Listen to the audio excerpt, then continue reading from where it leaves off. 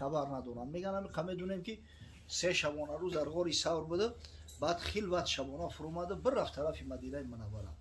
اما این راهی اندک نبود، بسیار راهی مشکل بود، راهی پیچیده بود. عجیب یک واقعه‌ای را حضرت صلی الله علیه و سلم در طول همین راه سپری کرده است.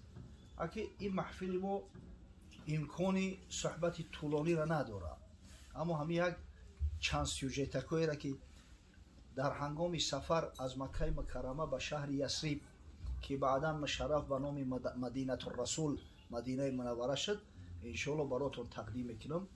بعدا اگر ما بوده یگان سوالای شد انشاءالله جواب میگیم. برادرایی که سرشو در میکنن یا که بعد شستن سر کمتر نمنوکی میشه سرشو در میگیره، گیمری چیدگی هم بهترین راه حل این گیمری عربی اسم است که از شرکت شوفرما میتونید دسترس کنید، همین مشکلات گفتگی را برطرف میکنید. و برادرایی که میخوان گیمری رو دسترس کنن در واتساپ ما نویسید و برادرایی که ندارن واتساپ ما را در کامنتر در اومده واتساپ نویسید، خود حاضر ما واتساپ خود رو به شما روان میکنیم. و برادرها خواهرایی که در مسکو قرار دارن میتونید به آدرس ما اومده اجماع بی پول رو دسترس کنید. حضرت صلی الله علیه و سلم چنانه که آگاهی و خبر دارید، این قصه قرآن در اومده است.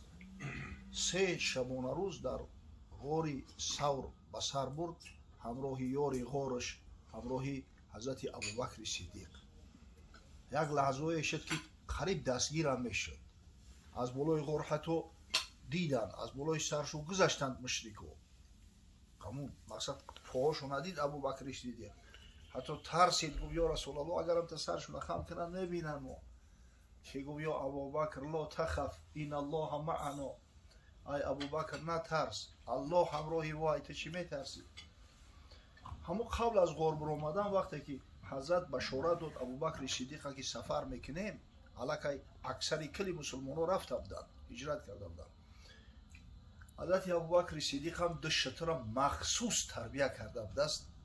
به خاطر همین روز یک شخصی را با نام عبدالله ابن عریقیت لیثی از قبیله بنی لیث است. شخص اگر چند مشرک بود اما راهدان بود، آدمی با تجربه بود، یعنی شخصی بود که مردم رازشونه در او گفته میتونستن، بیزنس خراب نشود گفته. عادتا همین کسایی که راه بلد میشوند اینا سیر اسراری همون مقصد کلینتاشون به دیگران نمیگن.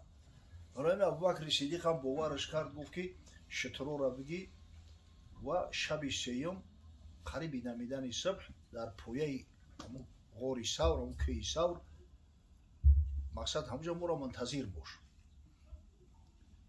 عبدالله ابن عریقیت هم موافق وعده همین پیش از دمیدن صبح صادق همونجا حاضر شد. حضرت صلی الله علیه و سلم هم همراه ابوبکر صدیق پایان اومدن.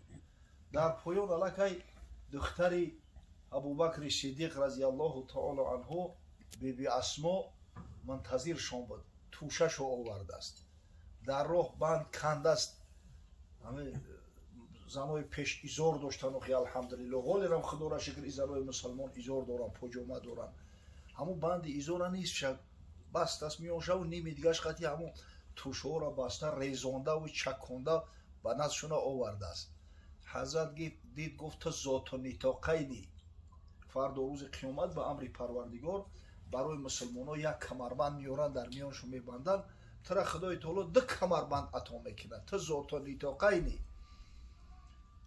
و وقتی که در بالای شترها سوار شدن، یک مولای ابوبکر صدیق، یک غلامی که حضرت آزادش کرده بود، اما از بس که به ابوبکر صدیق دل بسته بود، گفت من پیش نکن.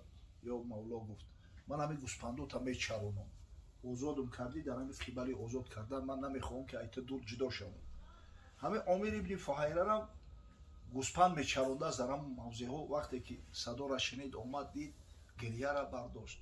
حضرت ابوبکر را گفت یا مولا تو مرا با کی پرتوی میرای؟ گفت من ای مستی من نرفته استم، این سفری خطرناک، خدای نکرده اگر دستگیر شویم ما را قتل میکنن.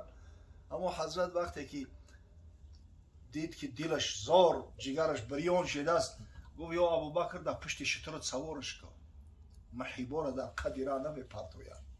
شخص باید که همین دوستی جانی را همیشه همراهش داشته باشد. قصه کوتاه 4 نفر در 3 شتر. ҳаракат карданд. Шабона тарафи роҳи Ямана пеш гирифтанд. ба хотири он ки мушрикои Маккаро дар душворӣ ба андозан, оно ҳатто дар ёдшон намегузашт ки касе ки тарафи Мадина мерава роҳи Яман қатиб рава, яъне тарафи муқобил қатиб рава. аммо вақте ки чанде рафтанд ба роҳи Яман, ҳамин 180 градус дигар кард, мегӯяд хати сайр шаво Абдулло ибни Урайқид хатқади соҳили баҳри Аҳмар ҳаракат ба сӯи Ясриб кард, Мадинаи Мунаввара. дар роҳ омадан аз бас ки як хирандаи дига қатишу шарик шид, як тане ҳатто дута, ӯ раҳбаладам ягон туша нагирифта буд аз қатиш. ҳамун тушҳоеро ки биби Асмо оварда буд барои 2 нафар ё 4 нафара хӯрданаш, шояд бу дар ҳолати ҳаяҷон буд, чӣ буд, зуд тамом шид. баъди 2 рӯз дига тушашон халос шуд. дар роҳ меомаданд ки як хаймаеро дидан. ҳазрат гуфт хайма аст, ҷои одамоан, мақсад ободӣ аст. албатта ки ягон ҷоанҷа иншоалло ягон чи медодагистам хӯрдам. омадан як кампирак 6 даст, дар дастуш ҳамо дук паш мереса. замонои пеш дук буд, мо ҳам ёд дорем, бачагимуд ҳамун дука дида будем. паш мекуне пахта мересидан ба ҳамун дуко. омадан саломаш додану гуфтанд модар ягон чӣ надорӣ бихӯрем? соли қаҳтиву гишнагӣ будааст. гуфт ба худо қасам худмам гишнаём, ҳечӣ надорам. шавҳарам гуфт амо бизи гӯспандакора гирифтааст, адир бурдааст, хай агар мешид ягон туша меҷӯшидем, ягон чӣ мехӯрде, ҳечӣ нестай, соли ҳамин қаҳтӣ буд. ҳазрат дигака дар кӯҷи хайма як гӯсфанд бастагӣ, ҳатто бастагирам не, ҳамда кушодаи хобай. ва гуфт ин чӣ аст? гуфт ин фараи айҷош хеста надора, ҳанги раҳгардӣ надора. ва ило подаҳаиш мекарду ки шавҳарам аз бас ки қуввати ҳаракат кардан надора, дар ҳамн кӯҷи хайма гузошта рафт. ва гуфт иҷозат метӣ модар ман амира буҷӯшум? гуфт охи ин рамақ надора, дар ҷоруш айҷош шир дора, ин хок надора, ин чӣ? хай гуфт агар иҷозат бидӣ ман як попробоват кунам. хай гуфт агар ба шарте гумон барӣ ки ай ҳамин ягон чӣ ҷӯшида мешава, марҳамат. бечора кампир айҷо медона ки дар муқобилаш кияд. кори поконро қиёс аз худ магир, гарчи бошад дар навиштан шер шир. ҷумла олам зин сабаб гумроҳ шуд, кам касе забдоли ҳақ огоҳ шуд. ҳамсарӣ бо анбиё бардоштанд, авлиёро мисли худ пиндоштанд. ҳазрат мега омад сари ҳамун гӯспандаи як сила кард, парида ҷӯш хез гӯспанд. ва мега ҳамин бисмиллоҳ гуфту ба дастҳои муборак чочои гӯспанда ҳамтая молид. чочо пури шир шиданд. гуфт модар ягон зарф надорӣ? як табақи чӯбӣ доштааст. гирифт овард, ҷӯшид, ҳамун табақ пури. аввал худат гуфт нӯшиҷон ку қиёл мекунам гишнаи.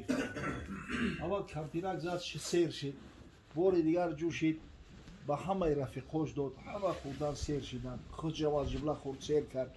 як бори дигар ҷӯшиду табақа дар ҳамун хайма монд. оле гуфт шавҳарат ай подабонӣ меоя, албатта гушнаай, амира бихӯра. ҳаракат кардан бирафтанд. бегоҳи рӯзӣ Абу Маъбад шавҳар омад дуруни хайма дуромад. соли қаҳтиву гушнагӣ будааст бечора, ҳолаш зор бизор. нигоҳ кард табақ пури шир аст. гуфт зана